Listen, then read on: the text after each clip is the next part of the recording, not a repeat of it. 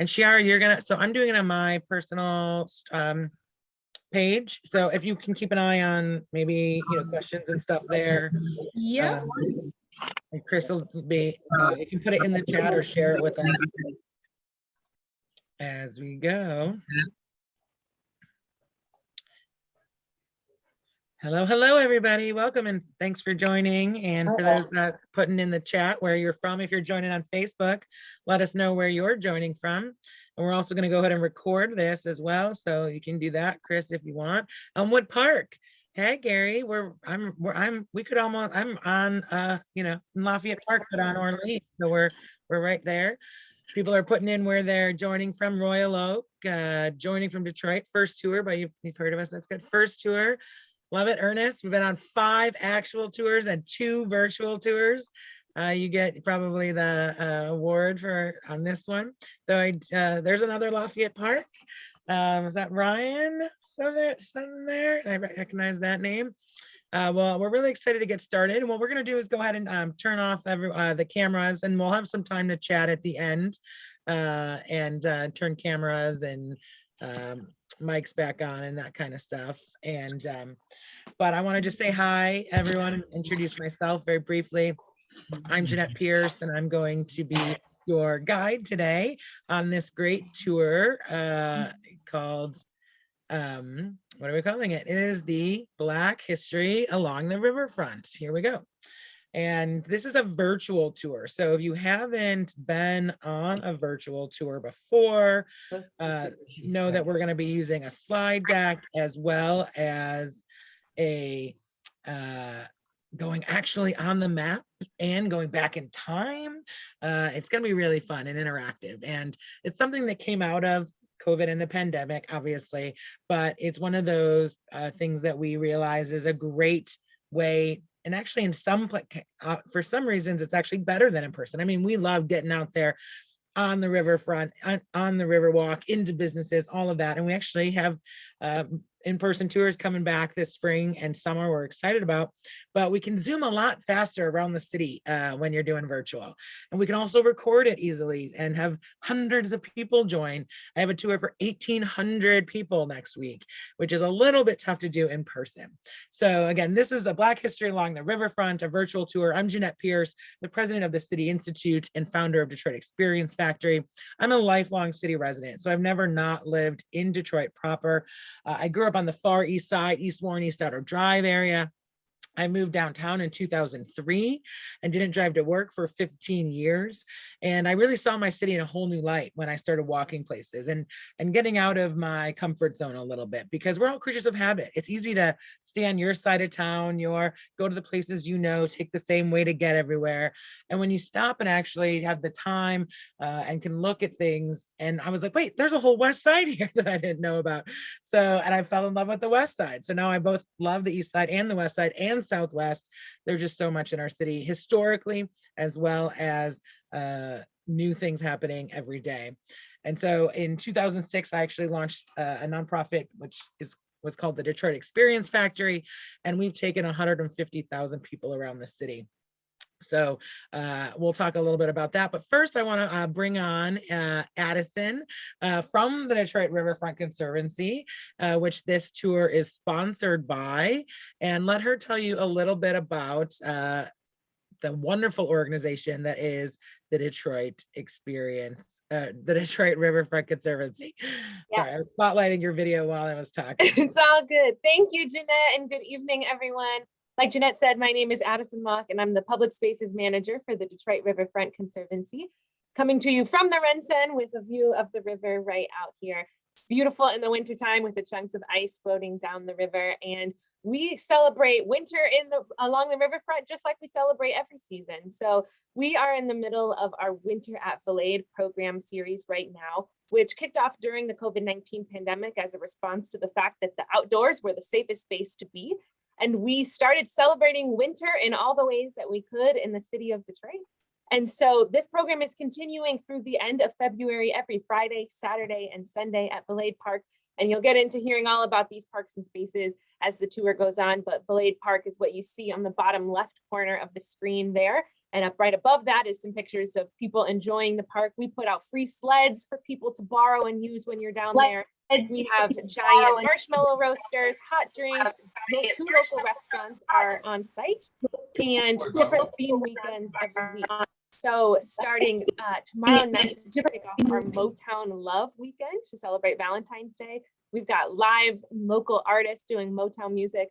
Tomorrow night, we've got an awesome open mic where you can come and share what you love about the city of Detroit. And all throughout the weekend, we've got celebrations of Valentine's Day. We've got a kids' Valentine's dance party. And we do these themed weekends every other week. So we'll end at the end of February with a Mardi Gras celebration. So Valet Park is just one of your options to check out. It's our busiest space during the winter, but we have tons of park spaces available all year round. You can see a beautiful shot there of the Dequindre Cut in the fall. Perfect walking space. Check out the art, as well as Campbell Terrace, where in the summer we'll have our live music series again. And then all of our summer adventures in the parks below, you see the giant water feature at Mount Elliott Park, the carousel at Cullen Plaza, and in the top right corner there is Gabriel Bouchard Park, where we have a labyrinth and a butterfly garden, birding scopes, and a really peaceful place if you need some space to yourself or you want to have a picnic at any point throughout the year. So I will let Jeanette tell you lots more about the history and context here, but please make sure you check out DetroitRiverfront.org, as well as all of our social channels. We're going to be launching our summer programming, believe it or not, pretty soon, letting you know all the things that we have going on, tons more things in the works with City Institute as well. So we hope you'll check it out and come down and see some of these spaces in person that Jeanette is going to show you now on your virtual tour. So Jeanette, I'll hand it back to you. Thank you so much. Okay, and so the Riverfront, we could do an entire tour on just all of the assets of the Riverfront, and that is definitely part of what we'll talk about today. But we're really going to focus on the history and the context and how the Riverfront has always been a gathering place for people in this region, and the Riverfront Conservancy has certainly made that a even bigger destination through all of this stuff that they've been doing, which will almost be 20 years now of the Detroit Riverfront Conservancy, which is a nonprofit that is the steward of all of these places. And so, yeah, if you have not been to Valade, get there ASAP. It is absolutely amazing. It opened in the fall of 2019. So a lot of people, it was right before COVID, and you might not have, might not have been out as much, but they have really done amazing stuff with, again, all the programs you're talking about in the winter, but also having the Smoky G's barbecue and the Geisha Grill sushi in this space here, and a bar, so you can warm up and eat and drink and be merry. And we'll see all around these places the great history and stories of Detroit that exist beyond the riverfront, and the trails and greenways that they also are very much known for. So we are going to really quick just tell you about the City Institute, which provides a deeper understanding of Detroit, so its residents and stakeholders can be better equipped to shape an equitable and thriving city. And globally, we share lessons learned from Detroit to inspire individuals, organizations, and communities to innovate for a better future for all. We are excited to be launching Pontiac tours and Dearborn and Berkeley locally here, but we've also worked with Portland, Oregon, and Vegas and Chicago and Akron. There's a lot that Detroit has to share with people. And of course, that's expanding on the work of Detroit Experience Factory, which took 150,000 people on tours between 2006 and 2021. So now, so I'm gonna get into the tour, just a little housekeeping. If you have questions, you can put it in the chat because there's a lot to cover in a short amount of time.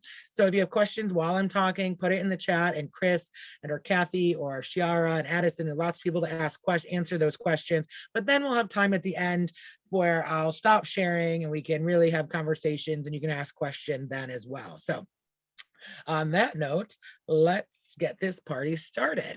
So first of all, no history of any place can be complete without discussion of the Indigenous people of that place. And this is something I think that too often gets left out of the conversation in Detroit. And we actually have been working with the Detroit Indigenous Peoples Alliance, which is an amazing organization about helping getting the word out a little bit more about the past, but also the present of Indigenous people here in Detroit today. So that's not the focus of this tour, but I wanted to really set the scene, because people have been in what is today Michigan for 10,000 years, originally coming through the Upper Peninsula, actually, and the shores of Lake Superior, and then working their way down to southeastern Michigan, to where, of course, we are now, and to so yeah, if we can just we'll mute everybody and everything.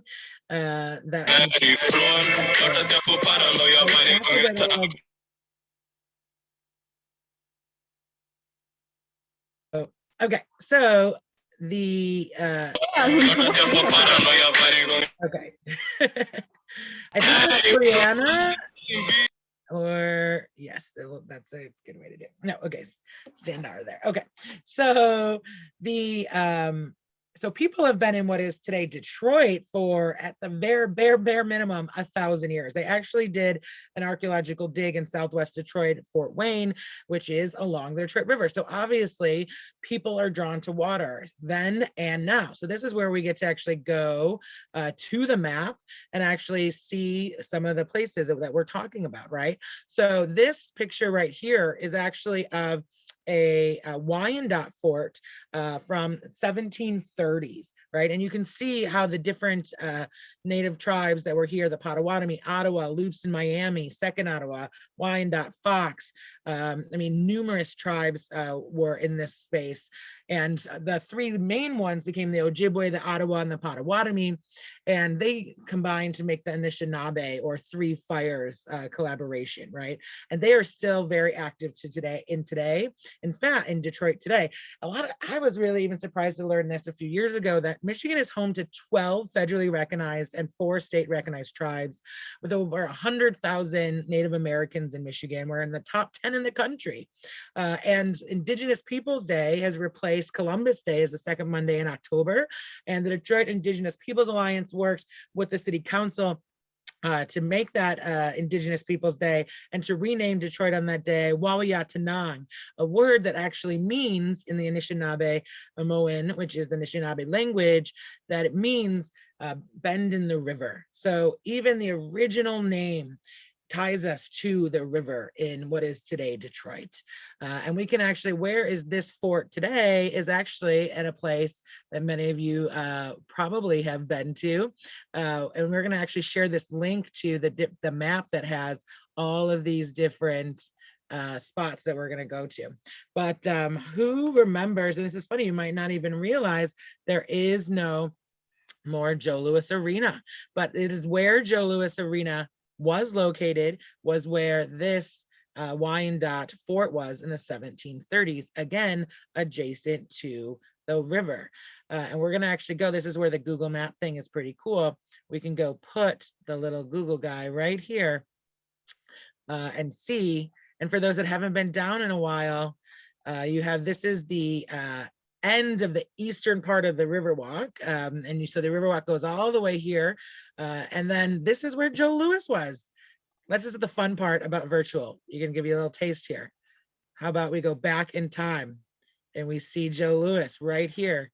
And then we see Joe Louis being not there. They completed the demolition just in 2020 there. And so there's some big talk about what's going to be there, hotel, mixed use, some apartments maybe, but very popular location, as you can imagine, because of the Riverwalk. And for those of you remember back in the day, there really wasn't, and we can go back to 2007, when there really wasn't the full strength of the Riverwalk, or really access to the riverfront at that point. Anyway, then the Europeans arrive, and this is the flag of Detroit. Are you guys familiar with that? Put in the chat or in Facebook if you know and could recognize the flag of Detroit before I showed it to you. I feel like we don't hear about it nearly as much as we should, and it talks about the European history of Detroit. So in the lower left, you have the fleur de lis, for when the French were over Detroit, and that was a guy named Antoine Cadillac. Does that name sound familiar, right? if you're ever really bored, look that guy up. It wasn't even his real name. He stole it from somebody else. It's kind of a scam artist. Anyway, but now we have lots of things named Cadillac. And you might think, wow, they really love their cars, which of course we do. But Cadillac named after the person, of course, not the other way around. The British take over in 1760. And then you see the lions here representing the British in the upper right. And then, of course, these stars and stripes for the Americans. And it was actually another name you might recognize, Colonel Hamtramck, who raised the American flag over the city of Detroit for the first time ever on July 11, 1796. And that would have been just down the road here along the riverfront in what would have been the Fort Shelby at that time. So all of this is, all of Detroit's history is riverfront related. So right about under here, go zoom, zoom, zoom, under, right about a kind of that entrance to, near the entrance to Cobo there, a couple of blocks away. And then you have the city seal, which represents the Great Fire of 1805. You know, every big city had a great fire at some point. We started it though. Chicago totally copied on us, all right? Theirs wasn't until 1871. But it has two women and has shows flames behind them, representing that great fire where we lost every building except one, 300 wooden structures. And in Latin, it says, Speramos meliora resurgit generibus, which means we hope for better things, it will arise from the ashes. And I love it because we have literally and figuratively rebuilt ourselves many times in our 300 plus, 1,000 plus, thousands of years on this land. And it's why we might stumble, fall down, face challenges, but why we'll always get back up and reinvent ourselves. And we'll do that by working together. And that is one of my favorite pieces of any tour, and how when I learned it and looked it up in a book almost 20 years ago, I was amazed that I just hadn't heard that my whole life. And then here you see, this is a drawing from the 1760s of the ribbon farm. So the Europeans brought this idea of ribbon farms, and that instead of having one farm all like take up this whole part along the river, you have skinny little ribbon farms where everybody gets some access to the water. And so this was created by actually Aaron Greeley, and this was actually, sorry, this was not till 1810. So this is after the Great Fire. You can see was a drawing, and this is the fort itself right here in the middle. But just to give you some numbers, right? So the French population within a few years was about 270 people. But to give you some context, in 1736, there were about 2,000 Native Americans in what would be Detroit today. And as late as 1765, there were only 800 Europeans. So a vast majority of Native people here. Also during this time, we had slavery in Detroit, and that's something that we don't hear about a lot either. And there's an excellent book called, and lots of resources that we share, especially during we have a whole tour around segregation and redlining and racism. But the slavery in Detroit, even after it became illegal. So in 1773, we had 73 enslaved people. In 1795, it became legal in 1785, and in 1795 we had 300 people. And so some of these ribbon farm owners that you might recognize the name of, but also other names like Macomb, as in the county, even Woodward himself and John R. Williams, who was the first mayor, and the Campo family were enslavers of people. So this is an important part of the history, and also knowing as we talk, and we're going to get into the Underground Railroad, it wasn't just people coming up from the South that were escaping to freedom, but people in Detroit as well. So the ribbon farms, though, many of them are named of the streets that you recognize today. So if we pull back out here, you'll see, there's Beaubien, right? These are from the French time period that still remain.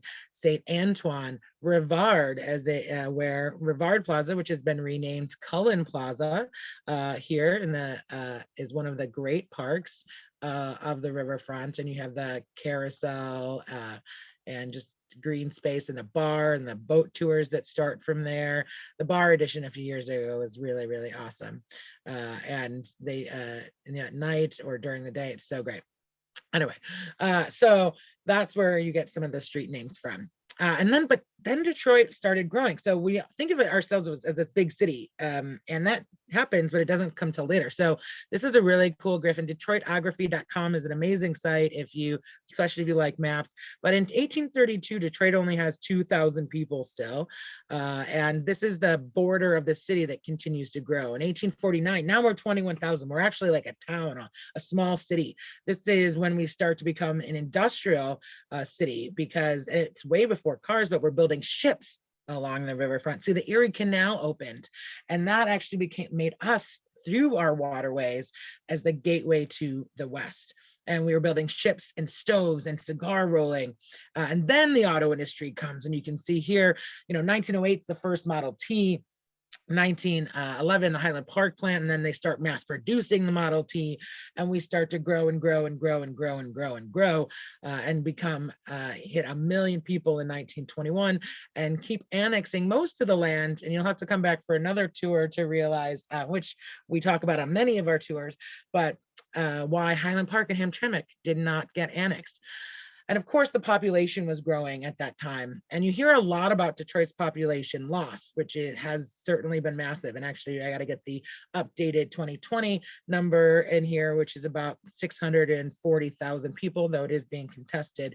But so you normally see a beginning in 1950 and then this downward decline. But I always try to get people to see the context, which is that we actually grew so quickly. In 1900, we had 285,000 people. By 1910, it's 465. And get this, by 1930, it's almost 1.6 million people in the city of Detroit proper. And that's 1.2 million people in 20 years. And no city had grown that quickly in world history at that time. It's an important part of the story that frequently gets left out. This is also when our Black population started growing. So in 1910, Detroit's Black population was only 6,000 people. By 1930, it's 120,000. And by 1950, it's 300,000. But let's go back to the early days and really talk about some of the history. So that's some context, and we'll be referring to some of this as we go throughout. But I want to talk about some historic heroes that were lived and worked and worshiped and engaged in amazing feats of heroic, yeah, you know what I mean, at that time in the earlier days. So one of my first historic heroes is Lisette Denison Fort. How many people are familiar with Lisette? Go ahead and put in the chat if you know Lisette. Lisette was actually born into slavery in the 1780s.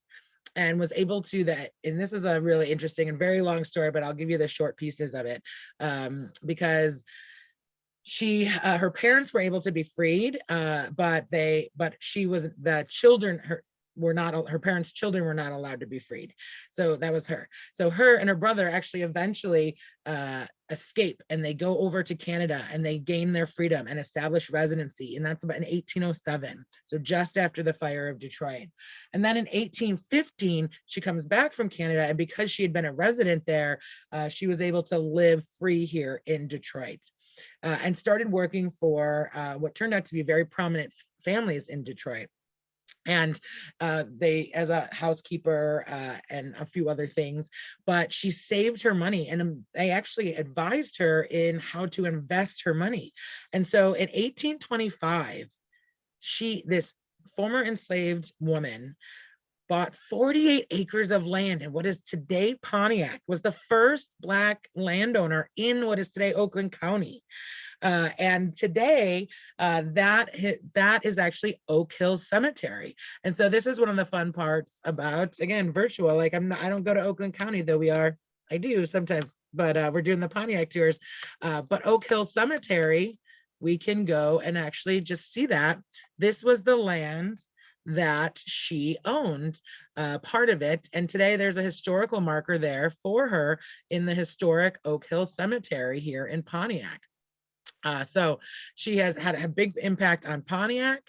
And then she didn't stop there either. She started working for the Biddle family, which was Detroit Mayor John Biddle at the time. And that was in 1831. And they did a lot in Wyandotte and downriver, but she attended the Old Mariners Church. So let's go see the Old Mariners Church. has anyone been to the Mariners Church?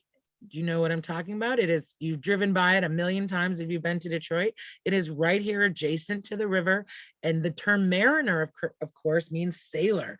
And this is where she worshiped. This is actually the second oldest church building in the city. It was built in 1849, and it was originally actually where Hart Plaza is today. It was moved 888 feet to make room for Hart Plaza, and that's also when they added this bell tower that you can see here, which of course, we're doing Detroit trivia, right? This is the bell that chimed 29 times for each man on the Edmund Fitzgerald in Gordon Lightfoot's famous song. This is the bell they're talking about. The bell tower wasn't added though until 1955 when the church was moved. And so she was and this, I mean, this, we'll talk about this a little bit more on our women's tour next month, but this was actually created by two women who wanted to be able to have, not have to, people have to pay money to worship. I know seems like a strange thing, but back in the day, you know, if you've been to old churches, you would see names on the different benches, right, and on the different pews, and you would have to basically pay X amount of money to have a place to sit to be able to come to church and you know, and it was a tithing and all of that. And so these two women, they actually built when they had a Mariners Church built, they put in a retail space so that they could like rent out the space and earn money, and that was here on the lower level of the church. So you'd have businesses here that would bring in money for the church, and they didn't have to charge people because they wanted a place for sailors, for people that were not here all the time and also didn't have a lot of money. So Lisette Denison worshipped here with people with Black people, with white people, with people coming from all over the world and shipping, and people of different economic backgrounds, and it was inspiring to her.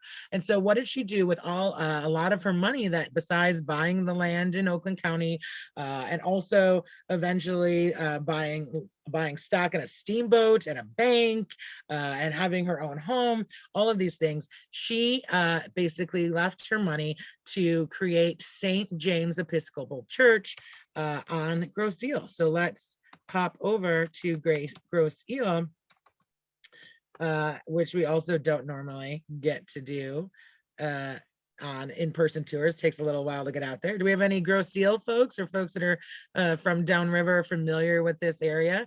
But this is the church. So look at this historic photo right here that it started as. But this was a church that all people could worship at, and it was founded by Lisette Denison Fourth. I mean, again, we could do a whole tour just on her, but absolutely amazing historic hero.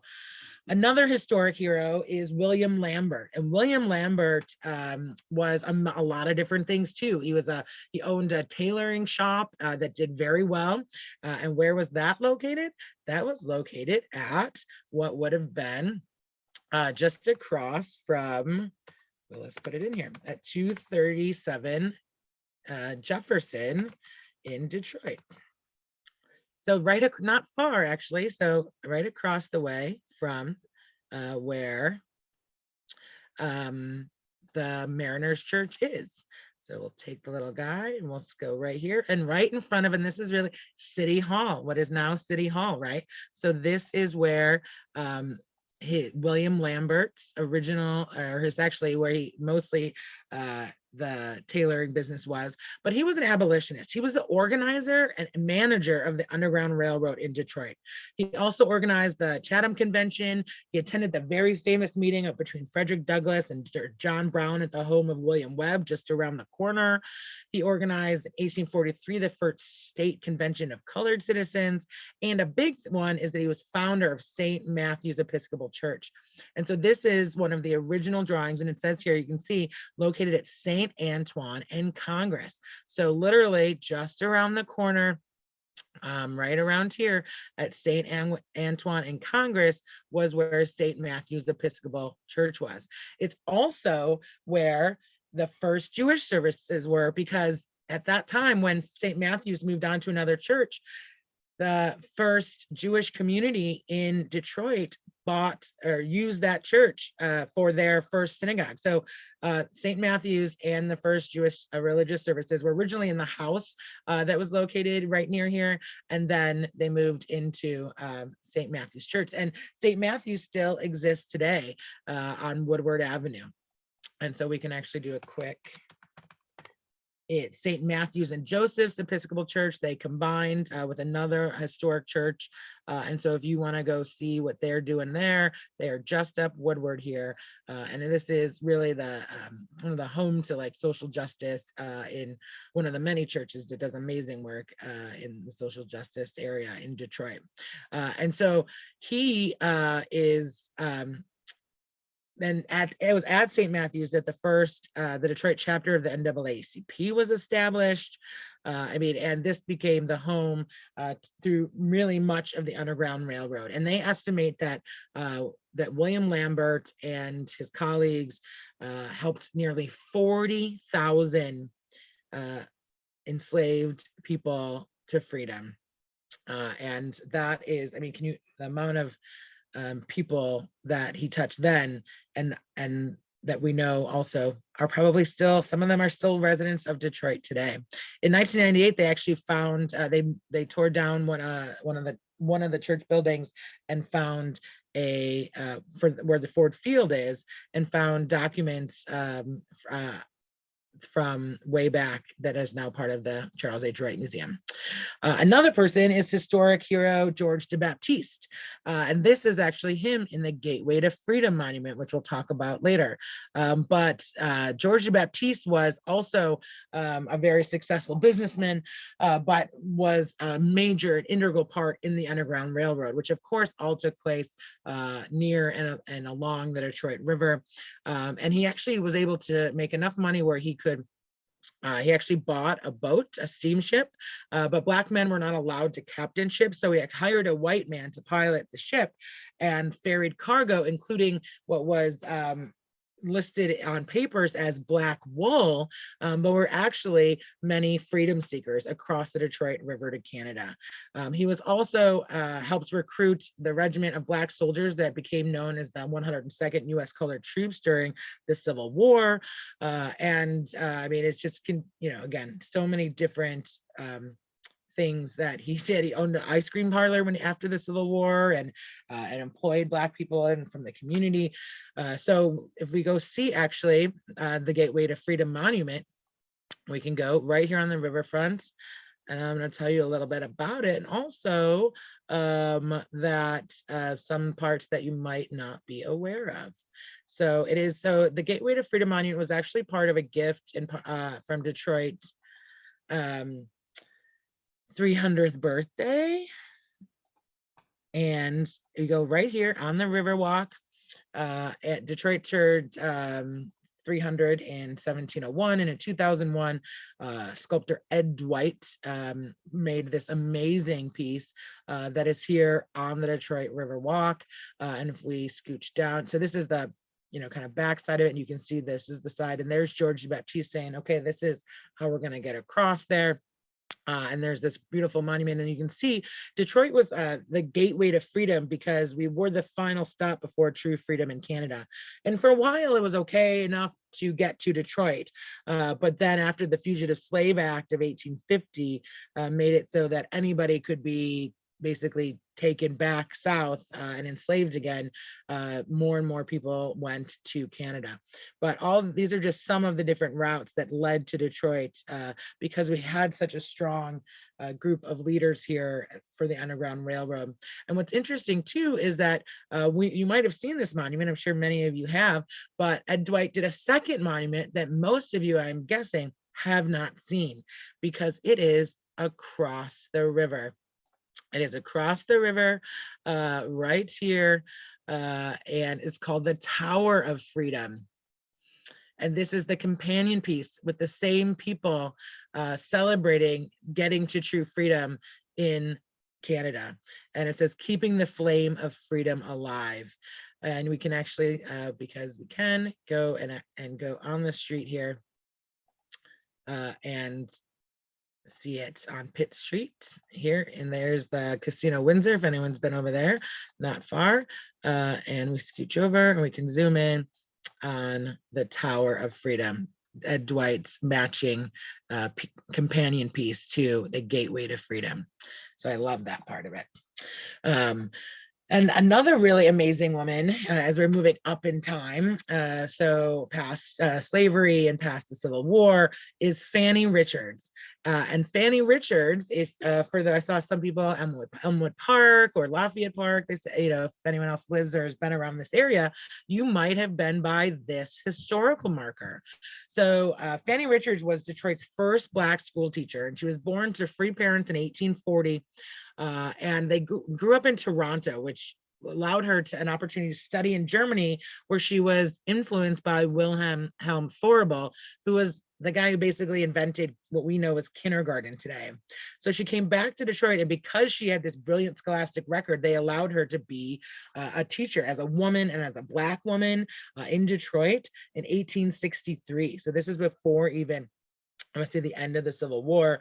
In 1868, she was appointed instructor of the Colored School No. 2, and she even opened a private school for Black children, but was one of the big opponents of segregated public schools.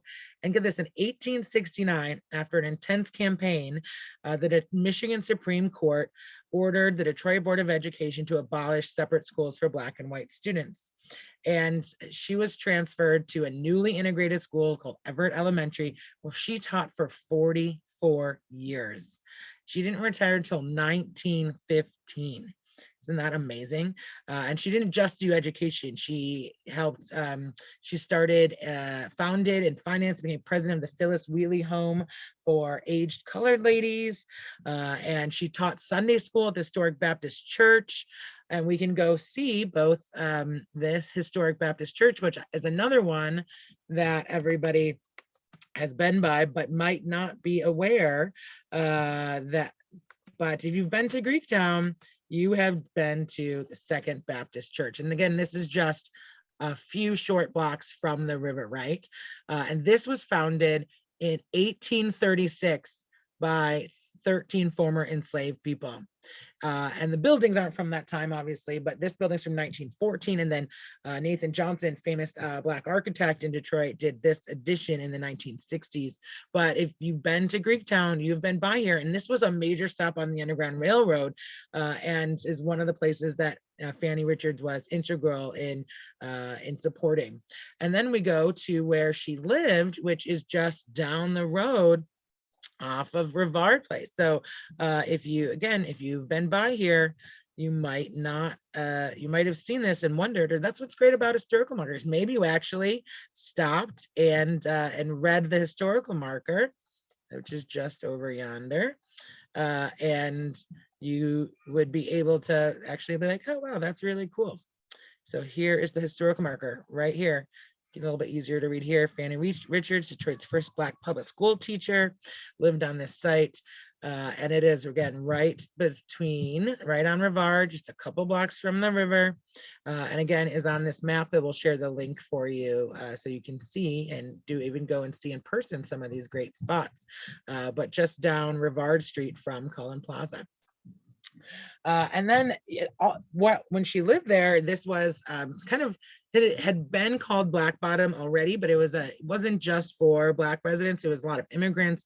It's called Black Bottom because it actually came from the French term, and it meant, it was about the soil, the rich soil. And this was part of the ribbon farms and the soil that was really good here in what is known as the Lower East Side.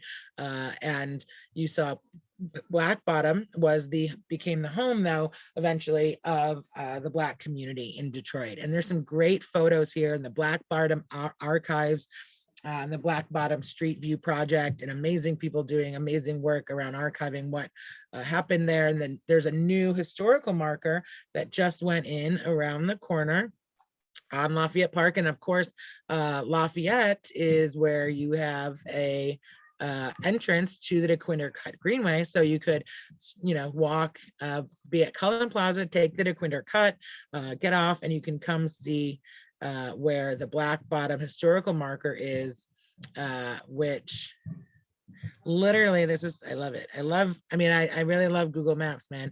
So this is the historical marker, and get this, it wasn't there just 2 years ago. It just got placed, actually. It wasn't there in November of 2020. It just got placed in 2021. So the first time we have a black bottom historical marker, which is so imperative. And of course, Drummond Jordan, who is now the official historian of the city, and he has Black Scroll Networks and Tours, is an amazing speaker, presenter, tour guide, and we work together on many different things. And he was a big part of getting this historical marker here. There's always been a Paradise, not always, but there's for a longer time been a Paradise Valley marker near Ford Field. But Black Bottom was this lower east side here, and then the boundaries kind of changed over the years, but basically it would be Brush Street here to Gratiot to St. Aubin, and then occasionally, and then like later kind of expanded more to McDougal, and then to Jefferson. So this was one of the few places Black people were allowed to live, because we did actually have segregation in Detroit. Another thing we don't hear as much about, we hear about it more as the Southern thing. But in 1940, 80% of homes in Detroit and places to live had restrictive covenants, which was literally written into leases and deeds that said Black people, only white people could live here. And so, and then Paradise Valley, you might have heard these, was also, so here was Black Bottom, and then Paradise Valley ran north and south and was the business and entertainment district. So you can see, we'll go to the next slide in a second, but if you parked in this Greektown parking structure, that was Black Bottom. Lafayette Park, Black Bottom. And then you had, and who was, what was going on in Black Bottom was music and entertainment and culture, and none other than Aretha Franklin, just one of the many famous names to come out of the Paradise Valley and Black Bottom area. And in this picture on the left, it was in 1956 that a 14-year-old Aretha Franklin made her first recording at JVB Records and he also recorded, Jovan Bottle recorded her father's sermons there as well. And she was so much more than just a singer. She was a civil rights activist, an actress. And of course, her father was a minister at New Bethel Baptist Church, where she began singing gospel. And Aretha, I mean, we all know, right? But Aretha is one of the best-selling artists of all time, 75 million records plus. But this location was destroyed by the highway. So Paradise Valley was 350 businesses, and where was her church? Where was that? It was literally here on Mac, and where the highway is. So if you've ever come to Eastern Market, and it was literally right here was where Aretha Franklin recorded and where Jovan Battle's record store was, and recording studio. And so at the end of the day, there was 1,000 homes, more than 1,000 homes, and about 350 businesses that were destroyed by the freeway. And even before that, just what's known as at the time a slum clearance, which was progress, and it was federal money in a lot of times. And this is where Mayor Cobo, who ran on a segregationist policies to protect the white neighborhoods from the quote unquote Negro invasion, and part of the reason that our convention center is not named for him, as he was a very big proponent of segregation at the time. But Aretha is now always with us, because there's now the Aretha Franklin Amphitheater right along the riverfront, formerly Shane Park. And now we have right between Cullen Plaza and the amazing Valade Park right here, you have Aretha Franklin. If you've not been to the Aretha, as it's now called, you have to go. It seats over 6,000 people. You can bring your boat, get a free concert. Though you got to pay for the boat. So I don't know, is that really free? I'm sure. Friend with a boat. That's really the best way to do it. But imagine seeing like your favorite artist perform with the water right behind you and a breeze coming in. So Shane Park originally opened in 1982 and was a project, a lot of the riverfront development really started with Mayor Coleman Young, and he had many ideas many are just kind of coming to fruition with the work of the Detroit Riverfront Conservancy. But Shane Park was one of those. And again, it started in 1982. and was renamed Aretha in 2018 after Aretha Franklin passed away. But she had one of her best performances there ever in 2015 that went till after midnight. I was really lucky to be able to see her perform at her last performance ever at the outside of the music hall as part of Detroit Music Festival that year. It was really magical. We're lucky to have had her. And she wasn't, again, she was as this activist too. And as we were talking about Cobo Hall a little bit, then that is also along the riverfront, just scooch down here, right?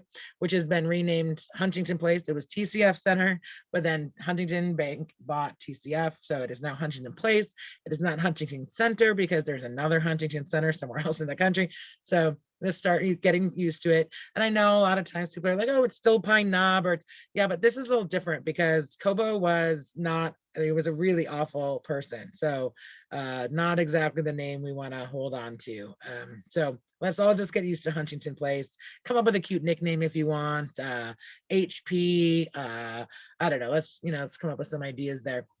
But when it was Cobo Hall and Cobo Arena, right? So some of you folks might be old enough to remember when it was an arena. And so look, this is actually where June 23rd, 1963, there was the great March to Freedom, which was almost 200,000 people down Woodward to Cobo, where Martin Luther King gave the I Have a Dream speech for the first time ever. It was actually recorded on Motown Records, and it was really a trial run for what later happened that same summer in Washington, D.C. in the Great March on Washington.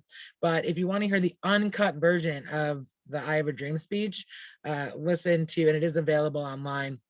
But you should definitely listen to it. And of course, we just had Martin Luther King Day, and WDET plays the speech every year, the Detroit March to Freedom speech. But Aretha's father was integral, was one of the reasons that Martin Luther King came to Detroit and helped put that march together.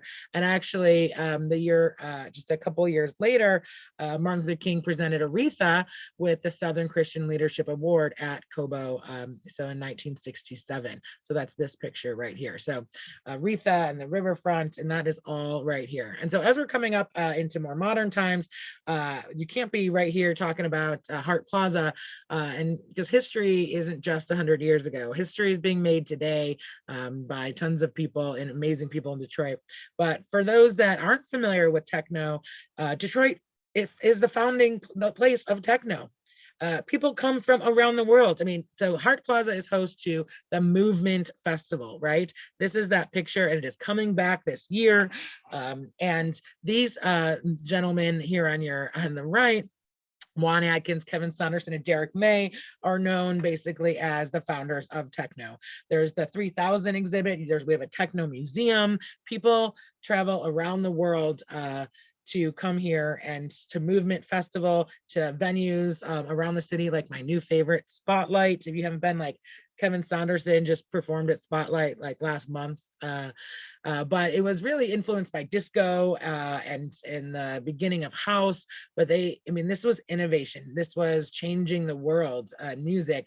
And it was because of all these historic things that we talked about that brought people from all over the world and brought music through Paradise Valley and people jamming together. And then that turns into disco, and then add this and add that. And that collaboration that leads to innovation. And nothing is more innovative music-wise than Detroit techno. So that is a big part. You can put the concerts at Hart Plaza, which are, again, adjacent to the riverfront. Hopefully we're getting back to all of them. Jazz Festival and River Days, maybe our riverfront folks can chime in and see if we're going to get a River Days this year. But so it is the Riverwalk, and the adjacent parks are such an amazing spot for music. And then one final piece, this is because there's so much art along the Dequindre Cut and along the riverfront. And so we go to the Dequindre Cut again, we'll just scooch over here.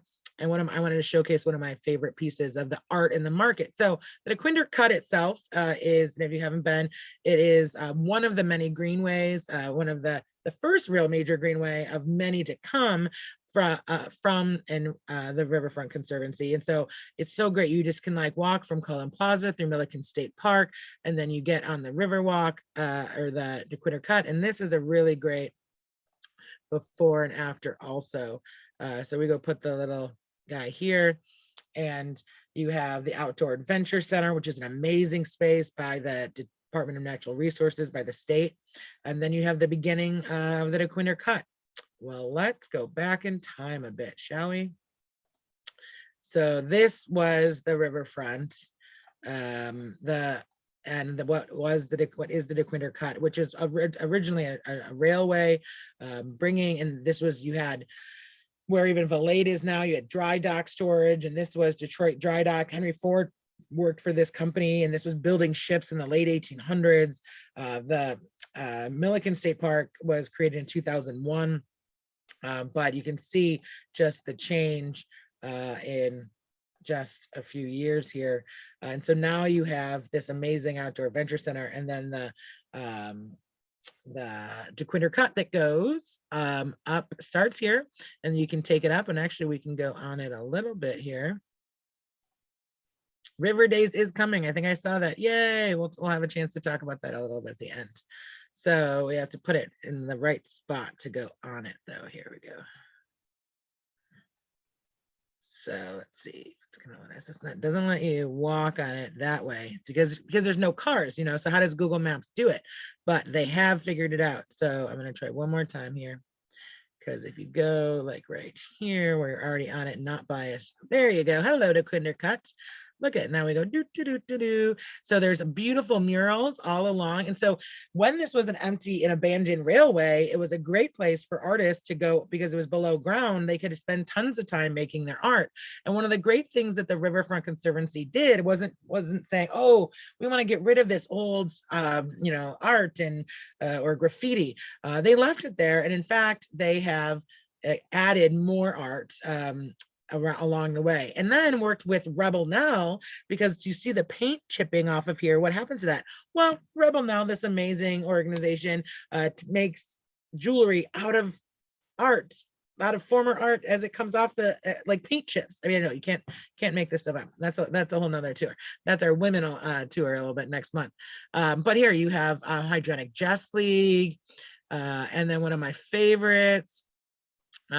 This is Wheezy, who's an amazing local artist, or now local artist, because we are just bringing people, attracting artists, and we have such an amazing, we have like the largest concentration of Black artists, and this is the entrance from the Lafayette, so you can come get on where we saw over there, or you can park over by Lafayette Foods. There's a grocery store right here, and then just walk and get on the Dequindre Cut this way, and you can go all the way down through to Eastern Market and beyond. You can get some more murals here, and we'll see the Campbell.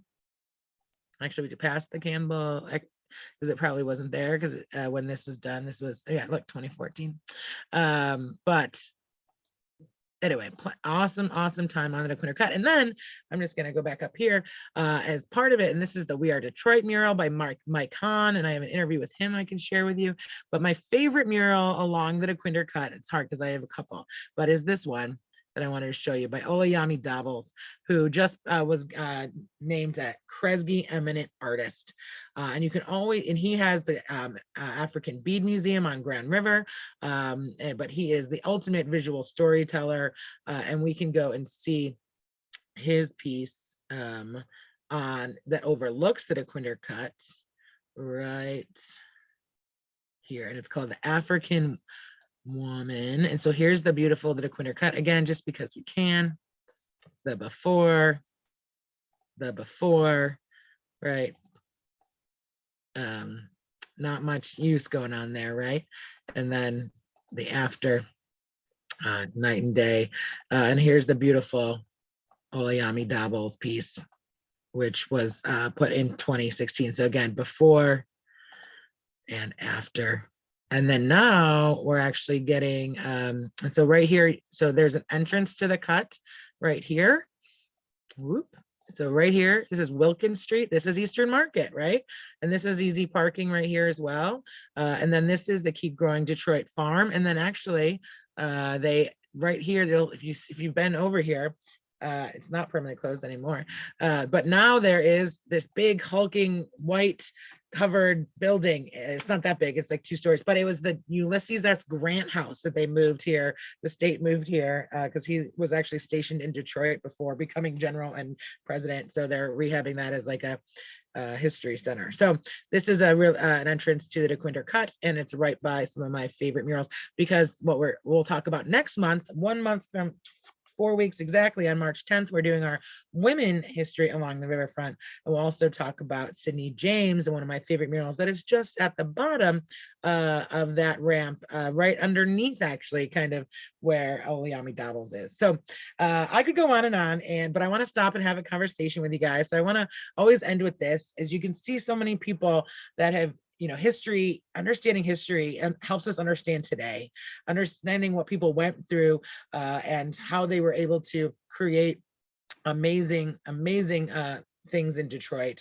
And that's where we always have our saying, which is that Detroit is big enough to matter in the world and small enough where you can matter in it. And all of these people I talked about today absolutely fall under that.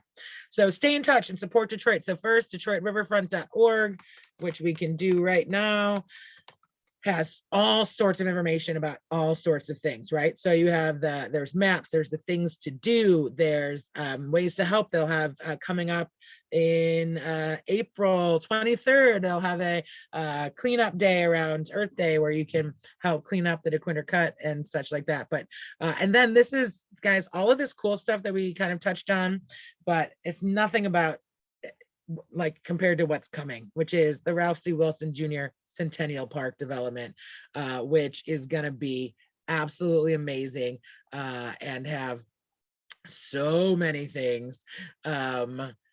And this is, where is that going to be? We'll do a couple little renderings here just to end it up with, right? So this is going to be Ralph C. Wilson. So as amazing as the Riverwalk is, and all this history along the riverfront, well, the next 100 years, I think, are going to be even more amazing. This is the location of where that's going to be, is on the west riverfront. We'll just zoom out and zoom over. And be over here. So right now it's nice, you have a little bit of the Riverwalk and some views, basically, but this is what's coming, which is just going to be amazing, and we can talk more about that on the tours that you come on in the summer, and like just go spend some time looking through what is coming to the Riverwalk. Also, I have to mention, my new favorite addition that wasn't even here when we did this tour last time is the Dennis Archer Greenway. So right adjacent. So we learned so much from the Dequindre Cut and how many people love to, and it really helps access the Riverwalk on the Detroit River, right? So crossing, Jefferson can be tough, but over here at Joseph Campo, and I'll show you a great before and after also, is you have, right here, I'll put it. This is the new Dennis Archer Greenway in a spot. So this is down here, the Atwater and stuff. But here, look, Red Hook is open, and Breadless is a new business. And this is a great Black-owned business that is opening right here on the corner. And then, but again, let's do before and after. So this connect to that was up. This was just literally, if you wanted to walk from Atwater, you could not do it. This was a blocked off, fenced off area, right? And there's a little spot you could kind of get through, but it was not very welcoming.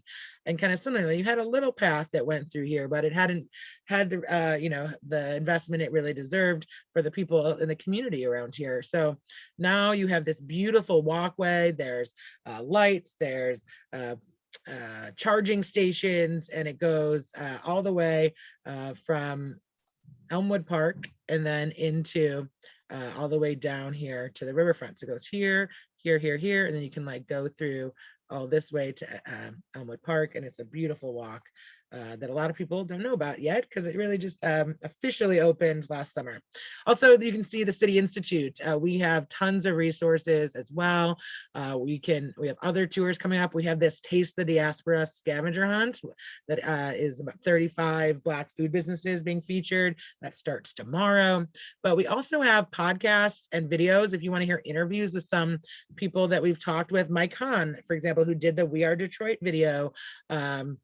Adriel Thornton, who is a big part of techno in Detroit today, Caleb Wabanimki Harris from Detroit Indigenous Peoples Alliance. I mean, they have a bunch of these interviews you can either listen to or watch. And then we also have resources. So if you want to know more about some of the things that we talked about, especially around the early history. We have things about mapping slavery in Detroit and Black Bottom Street View and books you can read. And all of these are here in great organizations. So this is only meant to scratch the surface and hopefully whet your appetite. But please, let us know if you want us to do a tour for you at any point about any topic.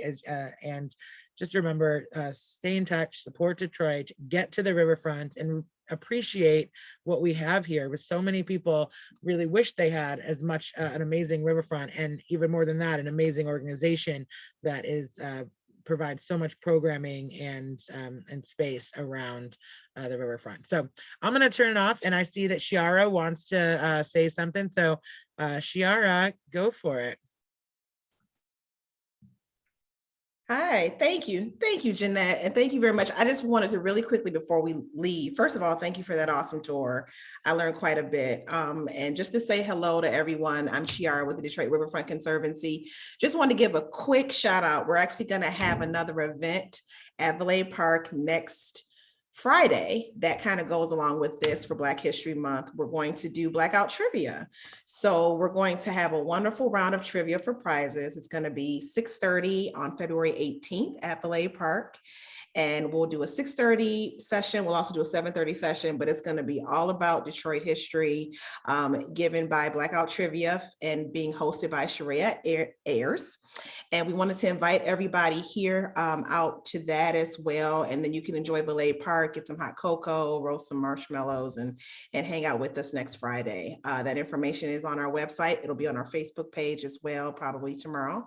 And just wanted to make sure we definitely invited everyone out to that. And great job. This has been great. Thank you. Well, and now I bet there'll be some things that we talked about today on that trivia. So you guys are all primed to win the trivia. And yeah, thanks, Chris, for mentioning. We also have our Detroit Music Bus Tour in partnership with Detroit Sound Conservancy this Saturday. We still have a few tickets left. That's on our site, where we're going to be going to and around some of the places that we talked about today. Obviously, Detroit music has been integral in so many genres, from blues and jazz to, of course, Motown and techno and hip hop and rock and roll. We cover it all in our in-person bus tour this Saturday. Does anyone have any questions? Chris, you're shaking your head like you saw a question in there. No, I didn't see any Okay. major questions. I see Actually, Kia's here. Hi, Kia. Kia, she works in the building next to Red Hook, and Kia's been a tour guide with us for over a decade. So thanks so much for joining us, Kia. Does anyone have any question? If you want to unmute or put it in the chat, and I can check how do we access the resources again? Yeah, we can put that link right here. It's just on our website at thecityinstitute.com. And yeah, Karen, food tour, we've done food tours. We can do a private food tour, and we're actually talking with the Riverfront about doing a food and drink tour, because there's so many great businesses along, especially closer to Valade. Well, Valade has its own food and drink. Then you have Andrews on the corner. You have They Say. You have Red Hook and Rattlesnake. And so that's food and drink is a great way to get people in. And then we always throw the extra fun historic information and stuff into it. But I really believe that history is not just a siloed thing, right? It really helps you understand. That's why context, one of our most frequent requested tours is Detroit in Context, where we do really help people understand what's going on today by understanding how we got here. Thank you, David. I'm glad you learned a lot. Yeah, follow obviously Riverfront on social media. And really, guys, if you think you know the Riverfront, you only know a part of it, because they literally do so much stuff. definitely check out, make sure you follow them, make sure you check their website. If you haven't been to Mount Elliott Park, you know, everyone goes to maybe Cullen Plaza or formerly Rivard, but Mount Elliott Park is great space. Gable Richard, you know, that especially West Siders, right? I know that can be a little east for you, but Gable Richard Park is, you know, the end or beginning of the Riverwalk, depending how you look at it, over on the east side there, and has great assets and is a lot of fun stuff. Let's check on the Facebook really quick and see if we have any questions there. I don't think so.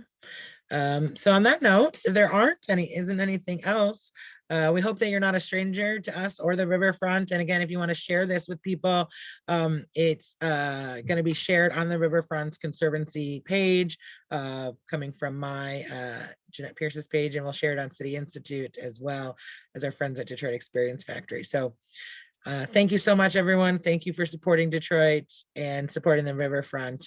I should also mention Riverfront is a nonprofit. Please donate and support them in all the programs that they make available to so many people. Bring everyone, right? Bring everybody to the Riverfront.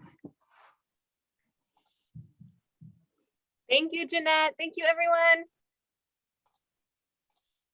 Thank you. Stop recording.